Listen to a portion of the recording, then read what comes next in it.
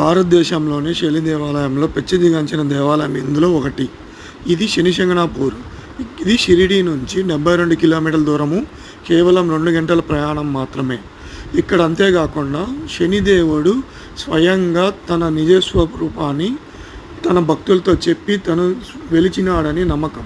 ఎలా అంటే చుట్టుపక్కల ఉన్న ఇళ్లల్లో ఎక్కడా కానీ తలుపు దాల్మంద్రాలు ఉండవు. ఎందుకంటే శనిదేవుడు ఒకవేళ దొంగతనం చేసినా, ప్రజలు తప్పు చేసినా ఆ రోజుటికి ఆ రోజే లేదా మరుసటి రోజే ఇక్కడ శిక్షించాలని చాలా నమ్మకం. మీలో ఎంతమంది చూసారో లైక్ చేయండి. ఇక్కడ మనము చూసి మనము రియల్గా చాలా ఫీల్ అవుతాము. ఎందుకంటే చాలా పవర్ మన బాడీలో ఉండే నెగిటివ్ ఎనర్జీని ఇక్కడ దేవుడు చాలా లాక్కుంటాడనమాట. చాలా పవర్ఫుల్ గాడు. స్వామివారికి నూనె పైనుంచి పోయిన మనకి ఇక్కడ పోయొచ్చు.